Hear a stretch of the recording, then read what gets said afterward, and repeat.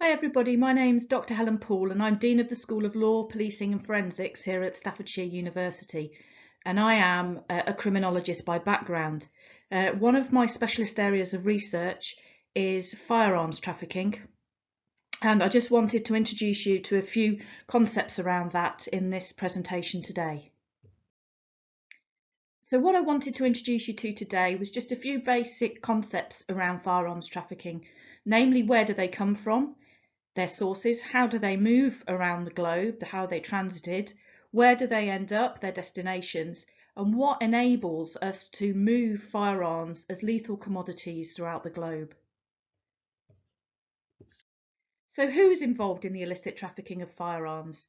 Well, reporting on some research in 2017, Savona and Manusco reported that across Europe there are three main actors involved in the trafficking of firearms. Those are organised crime groups, or OCGs, corrupt officials and professionals, and individuals. In the case of OCGs, these tended to be larger groups, such as the Italian mafioso, who acted both as suppliers and recipients of firearms, and they were used for a number of reasons. So they were shipped to armed criminals or other organised crime groups. They were shipped to armed terrorists in some instances, which we'll come back to. But they were also used as commodity, so in payment for other licit and illicit goods, such as drugs. So where do the firearms that are circulating in the world come from? Well, the vast majority of firearms that are in circulation actually start off legitimately. So they're made by recognised state militaries or government groups.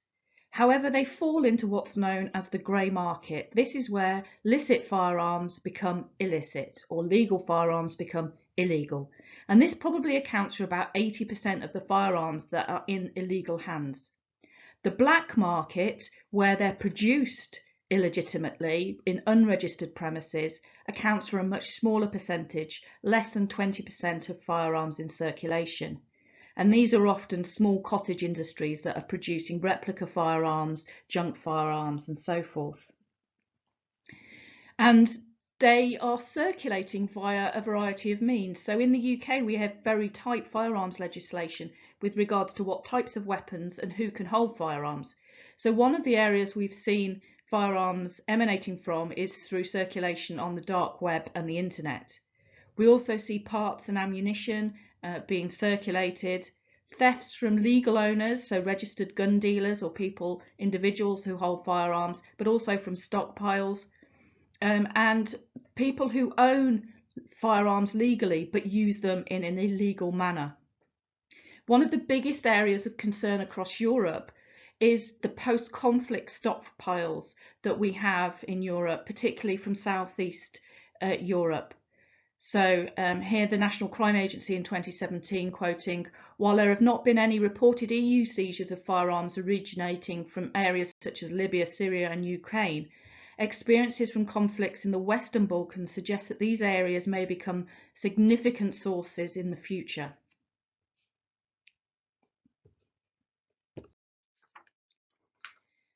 So I talked earlier about guns starting legally but becoming illegitimate, falling into the grey market. And a quote here from Savona and Manusco that I mentioned earlier, who led Project Fire: most illicit firearms stem from licit production and have subsequently been diverted to the illicit market. Licit firearms can be diverted during transportation, by leakage from factories, so this idea that a few guns disappear out the back door, or surplus stocks, theft from stockpiles, dealers or individual owners, or converted to illicit firearms. So not so much in the UK, but in other parts of Europe, deactivated weapons, for example, are legal and are reactivated to make illegal weapons. One of some of the biggest states believed to be responsible for illegal transfers are the USA and Saudi Arabia. The United Nations Office for Drugs and Crime have produced this flowchart to demonstrate how, when guns are manufactured licitly, most of them will go into the licit market, but a large number will be diverted away from the licit market and enter the crime zone. The dark web has been a concern for criminologists working in small arms and light weapons for some time, and we know, for example, that guns and gun parts enter the UK that have been ordered online from countries where they may be legal to sell, such as the United States. However, there's been a greater concern and greater scrutiny of what's happening on the open web.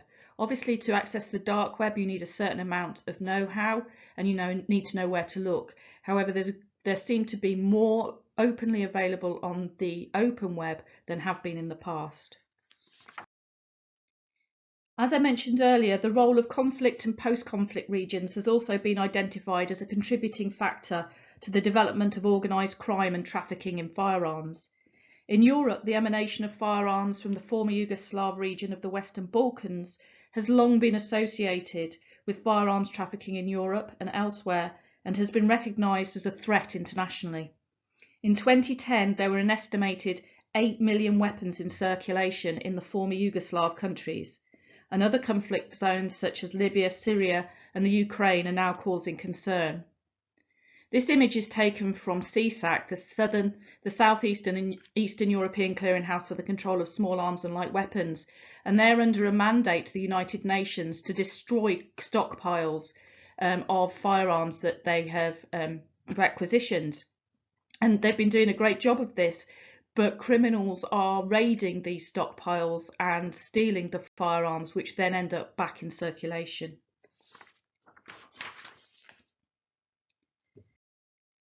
In terms of how firearms move, well, they're often transited through more than one state or continent, and there are some interesting maps I've seen of the globe and how firearms, along with other illicit items such as drugs, humans, and wildlife parts, are moving. They're rarely trafficked in isolation, and this has been referred to as the ant trade by the Small Arms Survey. Guns are heavy and they're easily detectable. And so what they're finding is that a few guns or few firearms will be secreted in a large shipping container full of legitimate items, such as cars or clothing or something of that nature, in order to better disguise the fact that they're present.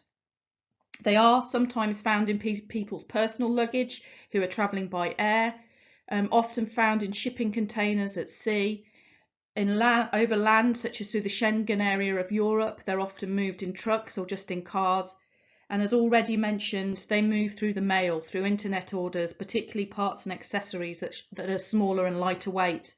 And once you've imported all the parts you need for a functional firearm, they are then assembled by the receiver to make an illicit weapon.